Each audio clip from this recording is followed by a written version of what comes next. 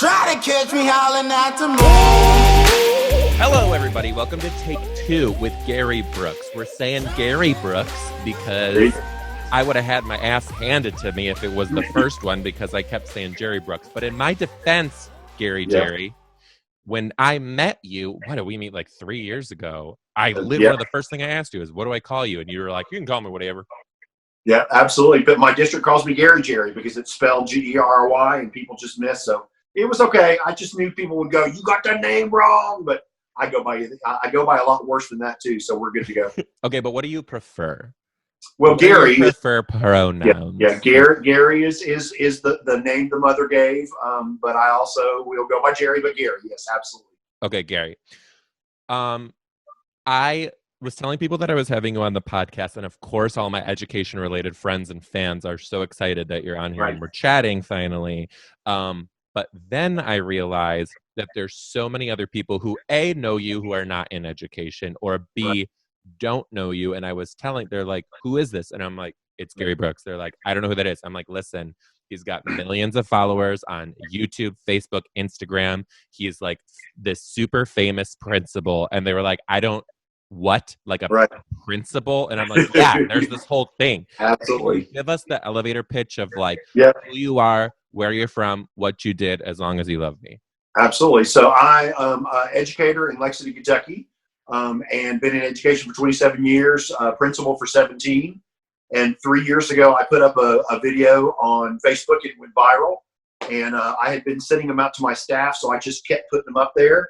And it just kind of exploded. And so it's gone from, 500 to 2 million followers across all social media platforms. So, and I focus in on the stress that we have through humorous things, the stressful situations, the oddities that are happening in education. And I throw up a video about those, and they just kind of relate to the parents and the teachers, and then a lot of times cross professions. So it's just kind of been a fluke that 3 years ago I put up a video, and it's just kind of gone crazy from there. When I scroll through your videos, I noticed that the vast majority of your videos are at least at 1 million views, and you've gone viral multiple times. You've showed up in my staff meetings when I was still in the classroom. So, what was the first one? The very first one was about testing stress. So I did a video, in education, when we give our state assessment, we have to take everything off our walls, which is just ridiculous. And in Kentucky, we have to take everything off the walls in the hallway. So I did a video about having to take everything off the walls, but a teacher left staples up there.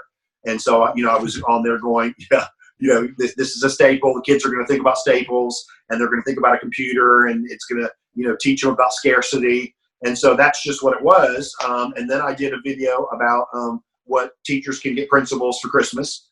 And then that just exploded. And so it's been a huge blessing. We go through everything. That's what I love about it. It's what I'm going through in Kentucky is what you're going through. Is what Hawaii's going through, is what Canada's going through.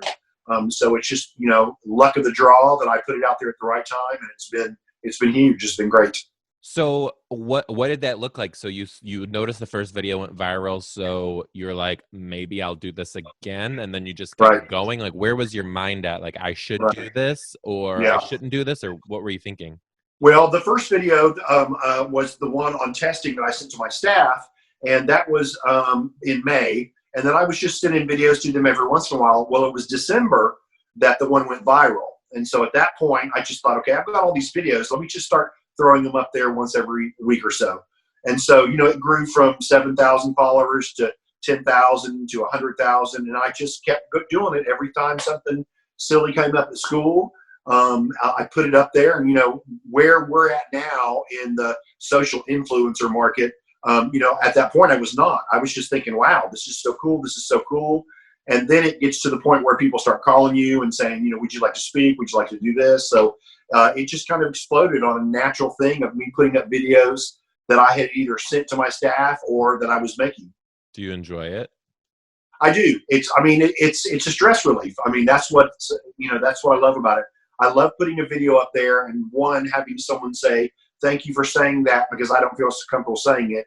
And when someone messages me back saying, I had a really bad day today and I laughed hysterically because you talked about something that I went through. So it's great to have this platform to support education in a humorous way, and great because I know that when we are stressed, what we need is humor. So it's, again, just been a huge blessing.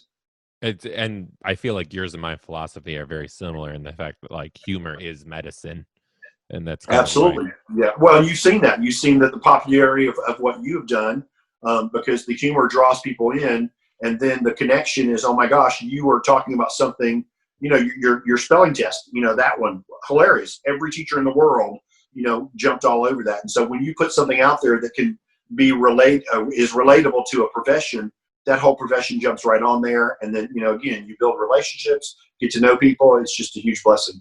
I think the two things that your videos have going for you are for sure relatable. They're so relatable to teachers and parents and families and on so many multiple levels. But then also a lot of them are just so timeless. Like when I think about you have a video of little baby chicks and you're corralling them around a carpeting like Right. kindergartners, and you're doing all the teacher words and they're trying to go away and you're getting them back. That is so timeless because there will always be 5-year-old children in the world, and it will always be like corralling chickens. Absolutely. And I can throw that up there at any time of the year, and I get 100,000 comments from kindergarten and first grade teachers saying that's exactly what we're going through. And that is, and what I'm putting up there is literally exactly what we're going through on a day-to-day basis in education.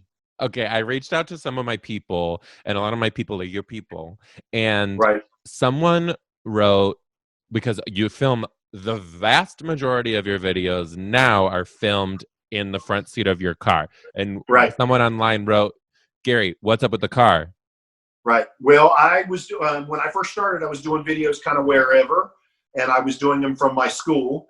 And so central office called me in and said they had a complaint from a parent, anonymous complaint from a parent. I can't with that. Mm-mm. Yeah, I love those anonymouses. It was about the one that I did at McDonald's when the girl didn't know that 10 groups of 10 was 100. And the parent complained that she felt like I was bullying the McDonald's worker. And so they called me in, and to my director and the human resource director said, we love what you're doing. It's bringing notoriety to the district. But when you shoot a video on school property, if somebody has a problem with it, then they can come to us just like a parent would come to you. And so we would just like you to not shoot them on school property. And, I understood that because if a teacher was shooting that in her room, then a parent could come to me. And so they said, we love what you're doing, keep doing it, but we'd like you to shoot them off of campus, because even when you do them at night or in the morning, because that's when I was doing them, people could say you're doing them during the school day.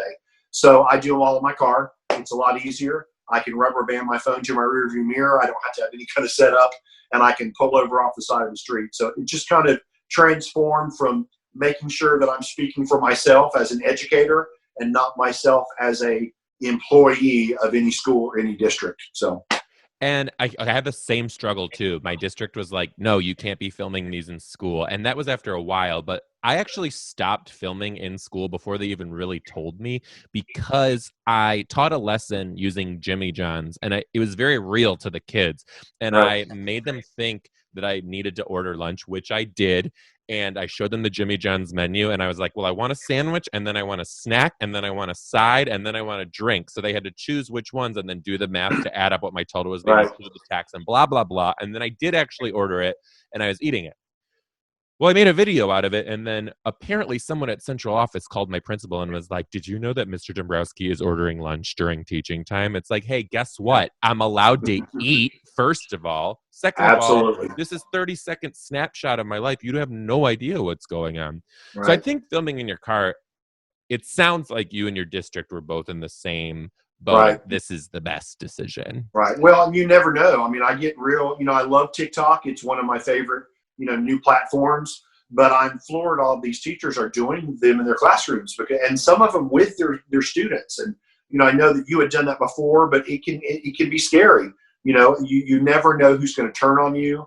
You never know when someone says, why are you doing, the savage dance in the middle of the day when you should be instructing? So, I'm all okay with it. I love to see people's classrooms, but for me, it makes me a little nervous thinking that somebody could come back to me saying you're doing something when you should be doing this, or you're doing something as a representative of this school. And so now I have a problem with it, as opposed to something that I'm saying personally.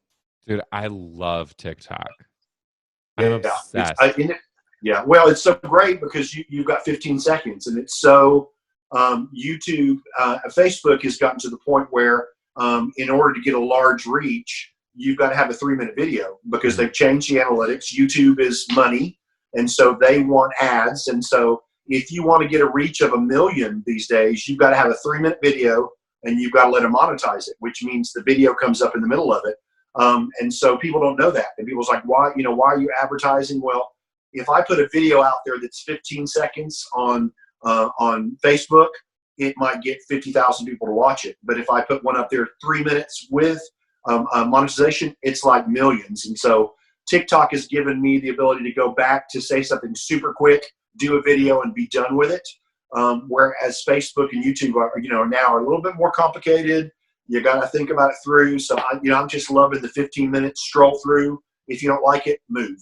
And people don't, there's not rudeness on there because they're just slide. So you don't get I'm sure you've gotten the negative comments and the trolls. You just don't get it on TikTok. So I'm just loving it. I love that TikTok's so happy to like the content itself. It's like people dancing, people being carefree, people having fun. And I'm like, that's just awesome. Fun and moving on. Yeah. And it's the old school Facebook before Facebook got real, ad conscious, and then they tried to go back, and by the time they went back, everybody's like, well, we're leaving, we got other platforms to go to, right? So okay, that is exactly what you do, like fun, engaging, entertaining. And when I look at how you are online, your online persona, and it's who you are. I know you in real life. That's who you are in real life. I think about how it was exactly how I did my thing when I was in the classroom, and I was like, this dude's got some stories, and I know he's got some stories that he won't tell me. So I reached out to people who used to work for you. Some people. Oh, great. Yeah. And they gave me, I don't know the backstory to these situations, but they told me to ask you about these few things. Okay. I was hoping you'd be brave enough. It depends on what you say, but let's try. Okay. So I have someone wanted me to ask you about a hoverboard in the library. Oh, that's my librarian, I'm sure. So, I love to have teachers' kids at schools. I know a lot of people don't like that, but I think that as a staff, we have to embrace teachers' kids. And so we have a ton of teachers' kids that run around our building after school. And I went in the library, and the librarian's daughter had a hoverboard, and she was just, whipping around. She was in 5th grade. She was whipping around on the hoverboard, and the librarian, who's a real good friend of mine, said, "Oh, you should try it." I'm like, okay. Because she was making it look super easy. Have you ever ridden one before? Not very gracefully, but I have. Exactly. So I got on that and grabbed the librarian's hands, thinking it would be good. And as soon as I got on it, it came out from under me, and I pulled the librarian down on top of me. We got a video of it. It was classic bloopers. I wasn't even up for a second. You have a video of it? They've got a video of it somewhere. I need to find it. I'll send it to you if I can find it for sure. Okay, I'm literally going to put this at the fans. Yeah. This is not a joke. $100 to whoever sends me that video. I'll Venmo you on the spot. It is a good one. I mean, she falls right on me, and I fall right on my rear end immediately. You want to talk about going viral? I'm surprised you haven't posted that. There you go. That's awesome. I also wanted to ask you about something about taking cell phones that you find throughout the day, and you take some selfies with them. Absolutely. I've started hundreds and hundreds. Oh yeah, nonstop. That's one of my favorite things to do is whenever someone leaves their cell phone out, and it happens most of the time when I go to do an observation, because I'm in the classrooms every single day, and if I go and sit at a teacher's desk, 99% of the time their cell phone's there. So while they're teaching, I'll just pick it up and slide it over and do a lot of selfies. And they don't recognize it. Like 4 days later, I'll get, what are all these pictures in there? So, and one of the good things I do too is if their email is up, I'll answer an email as if it's them. Somebody will email them, and I'll get them on there and go, oh, I don't really like you anymore. I don't like to stand around you because I'm much quicker or something like that. So it's just, again, that's a climate and culture thing. Anytime somebody leaves their phone anywhere, I'm flipping pictures and doing selfies and just laying it right back down. And then 3 or 4 days later, they discover it. Why did you never hire me? Yeah, I'm telling you, we would have been in trouble. That's why. we both would have been in trouble. Yeah, no joke. And, Yeah. you know, my master's is in ed leadership, so technically I could be your AP. There you go. And wouldn't that be fun? We would Oh, get my nothing, God. nothing done at all. I'm not saying Gerry and I are opening our own school, but I'm Yeah. also not saying it. Not saying that. It's called the School of Good Times. Yeah, there you go. Have fun. Tell me about the fundraiser fairy. Oh, gosh. So when we do a fundraiser, you know, we get one of the organizations to come in and they have this brochure and they give out prizes to the kids, you know, like a trip to Hawaii. Or if they sell 15 things, you know, they get some slime. So we always felt like we were missing a group of kids because, you know, some kids can only sell one thing. So we backed that up and we gave prizes to the school. If you sell one thing, you'll get this. 2 things, you'll get this. And one of the things we did was we set goals with what they were selling. And if they sold a certain amount, then I would dress up as a fundraiser fairy and I would deliver prizes to every single classroom. So we had a certain goal for the school. They met it, of course, 4 years in a row. And I had to dress up as a fairy with a tutu on and you know, tiara. And I would come around with a big cart and deliver pixie sticks one year and disappearing another year. So just a way to be able to encourage them up. But it's one of the favorite things the kids have. Lots of pictures. I'll send you one. Did you do the same thing too with kissing chickens too? Yeah, and that's one of the things too. I had to kiss a chicken. I had to wrestle a donkey. I've got that video. So we had my assistant principal. They have miniature donkeys, and so we set a goal and said, if you guys can reach this goal, then I'll wrestle a donkey. And we went out there, and I chased those donkeys all over the field and jumped on them, and so yeah, fun times. Glad they told you about those. I won't tell PETA. Don't worry. Yeah, there you go. Gosh. Okay, so I started this new segment where, it's called This or That. All right. And basically, I'm going to ask you a series of questions, and they're going to be 2 options, and you have to choose this or that for how it goes. And I'm going to put 1 minute on the clock, so we're timed here. So we have to be a little bit swift. And then when this is done, I'll give you some time to thank the audience and tell them where they can find all your stuff. But I thought this would be a fun little way to kind of close out, since you're fun and we like to have fun together. Yes. So this is This or That with Gerry Brooks. 1 minute on the clock. Here we go. Barry's Boot Camp or Orange Theory? Orange Theory. Math or reading? Reading. Kentucky or Louisville? Oh, yeah. Kentucky. That's not even, oh gosh. Move. Next, Kentucky. Popeyes or Chick-fil-A? Oh gosh. That's hard. Oh, I'm going with Popeyes. Spencer's or Smarkers? Smarkers for sure. They hold that last. They're all over you. Hot Cheetos or Takis? Oh gosh, neither. I don't really like hot ones, but I'll go with Cheetos. Skype or Zoom? Skype for sure, because I can do it online. Zoom has to, Skype for sure. Betty White or Lucille Ball? Oh gosh, those are both good. Betty White. I'll go with Betty White. Anna or Elsa? Oh, Elsa. All right, because you want to build a snowman. Elsa. There you go. I'm telling you, yes. Piggly Wiggly or Harris Teeter? Piggly Wiggly. Oh my gosh, right across the street in college, I've got T-shirts. Love Piggly Wiggly. Just saying or seriously? Just saying. Lisa Marie Presley or Lisa Frank? Lisa Frank all the way. Elementary or secondary? Oh my gosh. Do you even have to, can you imagine secondary? No, elementary for sure. We're almost there. Lil Jon or Lil Wayne? Lil Wayne. Buzz or Woody? Buzz for sure. We did it. We did it in time too.